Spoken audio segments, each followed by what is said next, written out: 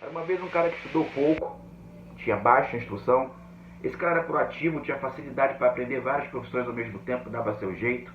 Esse cara foi explorado por uma casta que tinha seus próprios interesses, como sempre, naquele tempo, os impostos.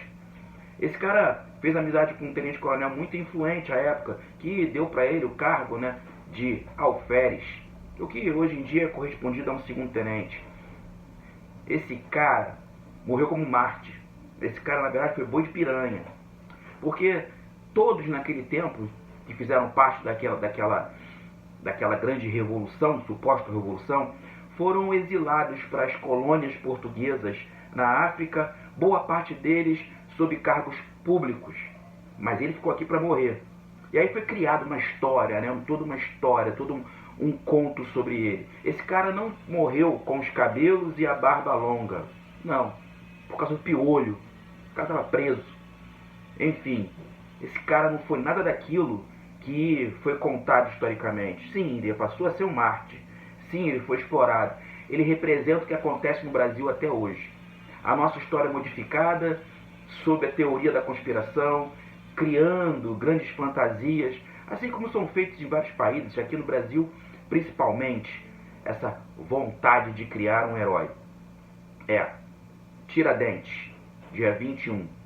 Mártir também representante das polícias aqui no Brasil. E isso mostra a realidade que nós temos atualmente aqui, fazendo uma reflexão sobre o que é certo e o que é errado, essa criação de heróis, essa soteriologia política que é feita aqui no Brasil a grosso modo. Durante os anos 30, de lá para cá, foi criado também um bicho-papão chamado comunismo. Esse bicho-papão baseou vários golpes aqui no Brasil, sempre com seus interesses específicos, que nunca foi o povo, sempre as castas. A gente passa pela mesma reflexão com o que aconteceu dia 8 de janeiro e ter sido falado tanto na mídia esses dias.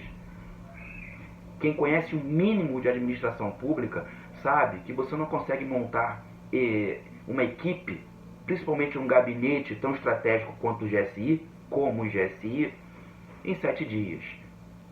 Ou seja, houve um golpe interno sim. Pessoas que estavam dentro desse gabinete que é muito estratégico, repito mais uma vez, é claro que estavam baseados nessas atitudes golpistas. Mas o bolsonarismo ele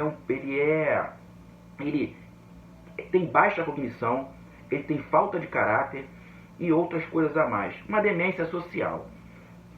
Por quê? Porque ele diz que a culpa dos atos foi de alguém que já estava no governo, ou seja, ele cometeu um golpe contra si mesmo. Isso não faz mínimo sentido, de maneira nenhuma.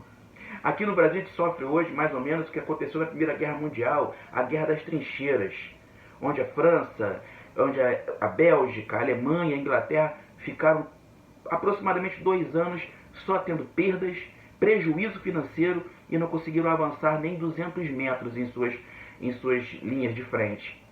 É o que acontece hoje aqui no Brasil, no Congresso Nacional, entre o Legislativo, o Executivo e o Judiciário, e também com o nosso presidencialismo de coalizão. A gente não está indo para lugar nenhum.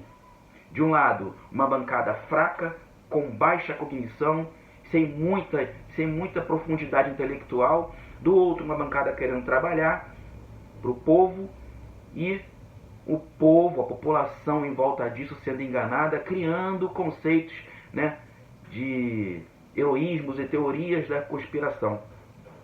Algo que já acontece há muito tempo no Brasil. Grande exemplo foi o que aconteceu com Tiradentes.